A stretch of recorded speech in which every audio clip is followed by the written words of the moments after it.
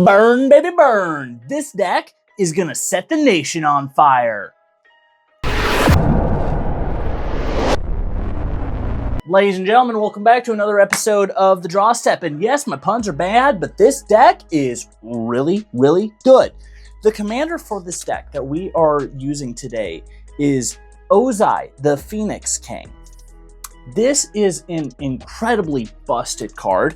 Normally, Magic gameplay is if you tap something for mana or something produces mana and it does not get used by the end of that phase, whether it be your draw step or your combat phase or your upkeep phase, whatever, that mana is gone, off into the ether, never to be seen again.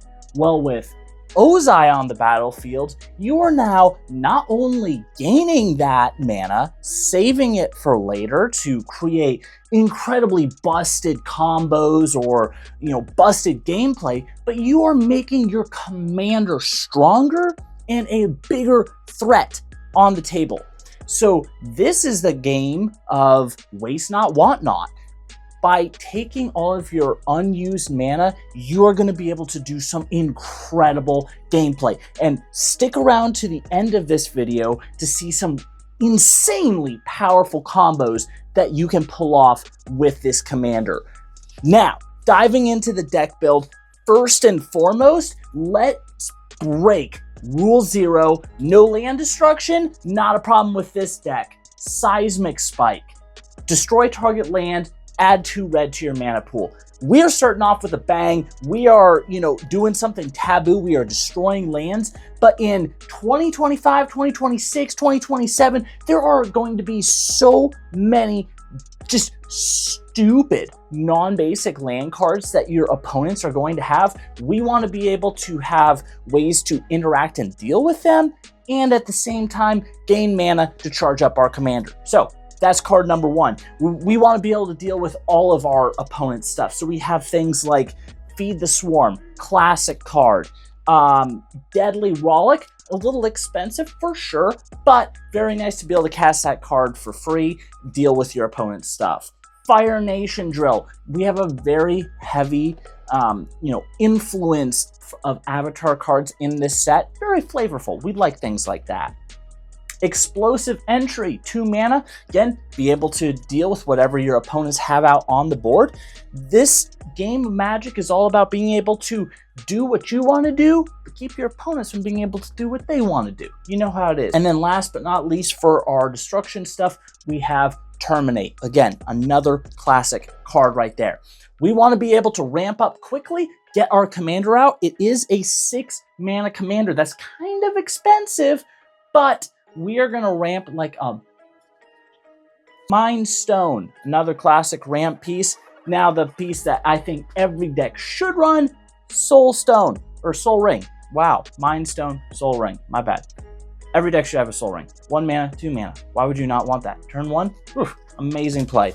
Bontu's Monument, reducing the cost of your black spells and giving you that life at the same time and pinging your opponents. Arcane Signet, again, just a classic ramp piece. We want to be able to get out our commander as quickly as possible to be able to start saving up that mana and getting all of the benefit of it. Speaking of gaining mana, we have quite a few great different ways. We got a lot of, what do you call it? Not anthem effects, but like Seething Song. This is a classic one. 3 mana to add 5 red, or we have Dark Ritual. Again, another classic. 1 mana to get 3 black mana. There are some other really cool ones too, like Mana Geyser. You are definitely playing with some game changers in this deck. There are some very heavy hitting cards, but again, they work so well in a deck like this. The Last Airbender, I probably pronounced that wrong. There's probably some Avatar fan who's upset right now, but hey, they can't be upset about having a card like this in the deck. Adds a lot of mana right there. Rousing Refrain. This is insane repeated value throughout the game. You get to add a red for each card in an opponent's hand. So if you have an opponent, especially an opponent who is drawing a ton of cards, say you got like somebody playing a Niv Mizzet or something like that, where you're going to make so much mana off of that opponent, and it's going to be happening over and over and over again. Speaking of a huge surge in mana, we have Apex of Power. If you cast this, 10 mana to add to your store to use later. Reckless Blaze, a nice destruction spell, and getting you mana as well too. Sozin's Comet, this can be a game ender right here. I'll actually circle back to this card later, but even on its own, absurd amount of mana that you are going to be able to collect off of this and store with your commander. Chandra, Torch of Defiance.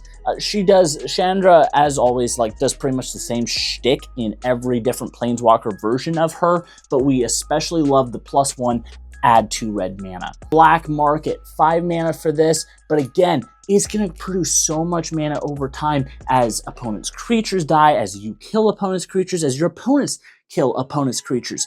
As those creatures die, you are going to be making more mana. You are going to be benefiting off of that. And the strongest repeatable source of mana is a card that is stupid. It is almost never played in any other deck, but is busted in this one. Braid of Fire.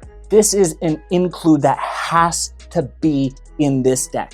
A Braid of Fire is going to be producing more and more and more mana over time. And in most decks, there's very little that you can actually use that mana for. But again, as soon as we have Ozai on the battlefield, that mana isn't going anywhere. We get to keep that mana and use it for our big explosive plays over time. So that is really good stuff. We do have all of our different lands. We have a bunch of non-basic lands, basic lands, what have you. The full deck list is going to be in the description below, so if you want to see exactly how I crafted this deck, make sure you check that out. And if you have any thoughts or tweaks that you would make, like say adding a doubling cube, which is something I do not have in this deck, but would be a very solid include, definitely roast me in the comments for not having one in here, but let me know any tweaks that you would make. Now, we have a couple other really great value pieces in this deck, things like a thrill of possibility to be able to churn through our deck, find the cards that we need faster, get to the place we need to be. Again, a Cathartic Reunion, same idea, churn through your deck, get what you need to have. Fire Nation Attacks, this is a really solid card, get you more creatures that are going to be able to do that firebending, create that red mana that your commander is going to love to store up. Solstice Revelations, solid value piece you're getting off of that. Sorcerer's Schemes, we have a lot of instants and sorceries, a lot of things that it's going to be nice to be able to bring back, use again, and it adds a red mana, so falling it right in line with what our commander is wanting to do. Kind of in the same vein, we have like a Reaver Cleaver that's doing the same thing. It's making your commander or whatever creature you want to attach it to stronger and getting you treasure tokens, more mana to be able to spend. Swiftfoot Boots, a classic card, protect whatever you have on the battlefield that you want to keep safe. Geode Golem, your commander is expensive. Very expensive, 6 mana, that is a high cost in commander. And if it ever does get taken out, now you're looking at 8-10 mana. Having something like Geode Golem available to you is a really great way to get around that, or get around that commander tax. It's a 5/3. Whenever it deals combat damage to a player, you can cast your commander from your command zone without paying its cost. So that is cheating that tax and getting it to hit the battlefield. That's nice. Now, if you need ways to be able to search for things like that, we have Vampiric Tutor, Cruel Tutor, and a Diabolic Intent. All of these are going to allow you to look for your pieces to end the game or get the stuff you need to interact with your opponents. Can get you some of the game changers, things like that. Very nice. Anytime you're running black, it's nice to run some sort of tutor. Finally, we have Return the Favor and Wild Ricochet. 2 cards basically doing the same thing, either improving your own spells or almost like a counter spell to stuff that your opponents are doing. It's kind of fun being in red, not having any blue, and being able to interact with what your opponents are doing, the spells they're casting, not just permanents on the battlefield. I love things like that. All right, now getting to our creatures, our repeatable ways of getting mana stored up for our commander. This one is before the Avatar set came out.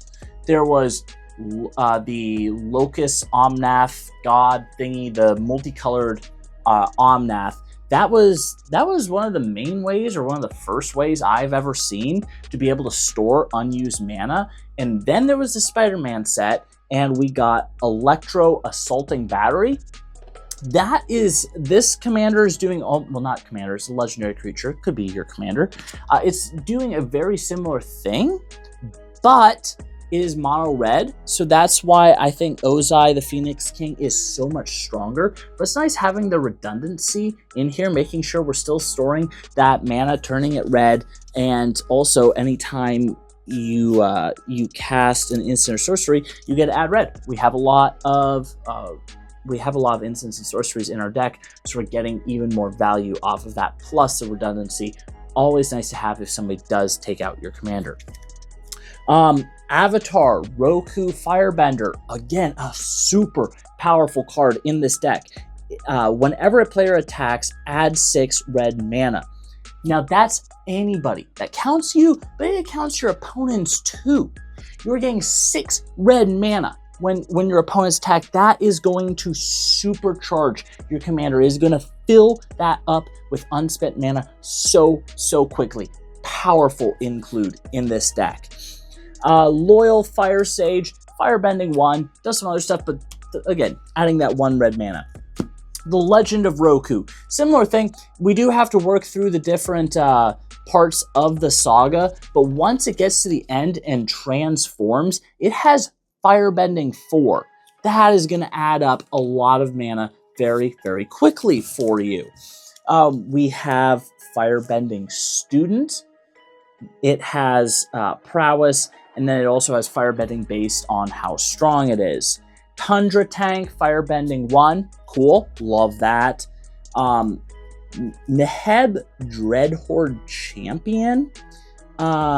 This one, it says when you do combat damage to a player or a planeswalker, you may discard any number of cards. If you do, draw that many cards and add that much red mana. This is kind of nice. As far as, and it does say until end of turn you don't lose this mana as steps and phases end, so it does keep it but not past the end of your turn. Again, that's fine because we have our commander out.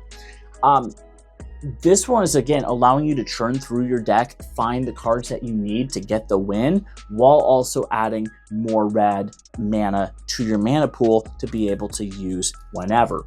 Ran and Shaw, this one is nice flying creature, Firebending 2, and you can have a second copy of it. Neheb the Eternal, we're going to be doing a lot of damage to our opponents. At the beginning of your post-combat main phase, you get to add a red for each 1 life your opponents have lost this turn. So as we make our opponents lose more and more life, we'll be able to gain more and more mana off it, store it up with your commander. Vindictive Warden has Menace, Firebending 1, and you can use your mana that you've been storing up. Pay 3. This creature deals 1 damage to each opponent. So that could be a game ender right there. If you've stored up quite a bit of mana, you can pump it into that. We also have Grinning Ignis, 3 mana to cast it, and then you can pay 1 and get 3 mana back by bouncing it back to your hand. Well, you'll just store up that 3 mana and use it at a later time. Zhao, Ruthless Admiral, has Firebending 2, and if you sacrifice permanents, you can make him larger. We don't do a lot with sacrificing permanents, but you know, if we're getting treasure tokens or things like that, we can sacrifice those, get mana, and pump him up. Nice.